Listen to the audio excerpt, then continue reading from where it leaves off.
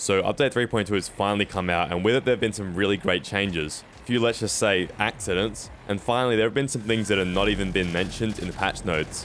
One of those things is the fact that the game is now reading config files, which means that we can get some very easy frames. Literally no effort, drag and drop one file, and you're guaranteed frame benefits. This will not be a full-on settings video. For that, I've got one that I'll link in the description. That's got performance settings along with things that will make the game experience a lot better. Settings do make a big difference in Battlefield. I'd highly recommend checking that out after this video.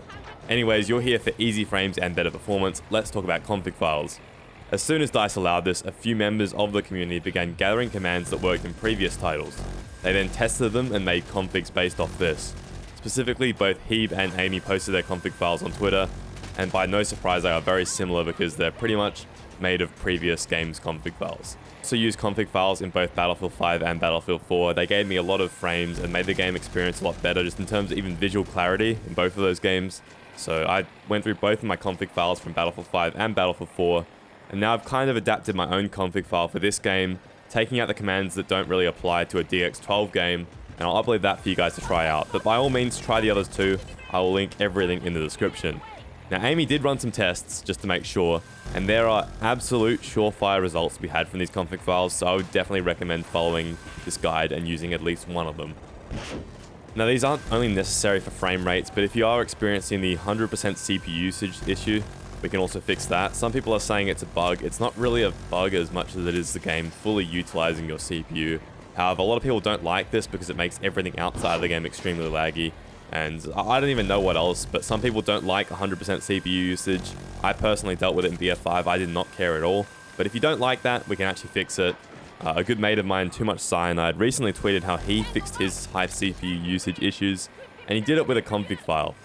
His recommendation is to go into the task manager, go to performance, processor, and then check the number of logical processors, which is basically your amount of threads. Then you go ahead and half that value, and then you're going to set these two commands to that value. So for me, I have 32 threads, so I'll halve it and I'll set it to 16 if I wanted to do this. But unfortunately, my CPU isn't even really utilized very much, so I'm not doing this. It's not in my config file. But if you'd like to do this and fix these issues, then you can go ahead and do that. Now, after you've done that, make sure that your CPU usage is somewhere that you want it to be. If it's too low, you can increase those values by, like, let's say 2 until your usage is somewhere you're happy with. If your usage is still far too high, then you can decrease the values by 2. Alright, so to get my config file installed, it is absolutely dead simple. All you need to do is head to the link in the description and get to this Google Drive link. I want to go ahead to my user config file, download it.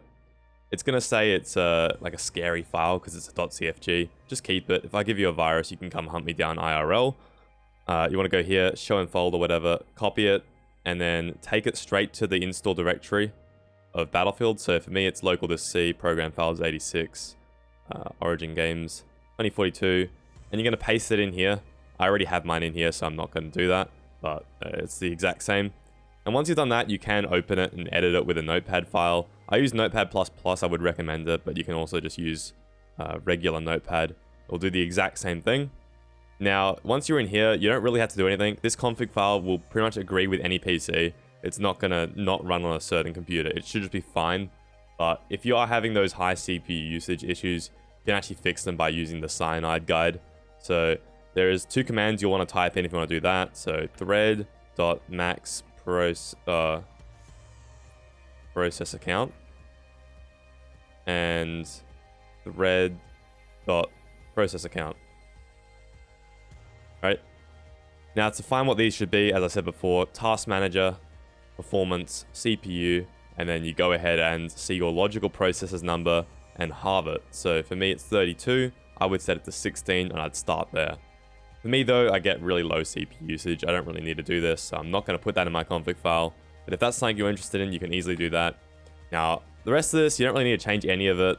You can change the size of your FPS counter with some more commands that are in Aimy's config file. I just like having it small on the top right, out of my sight and out of mind, but you can easily do that.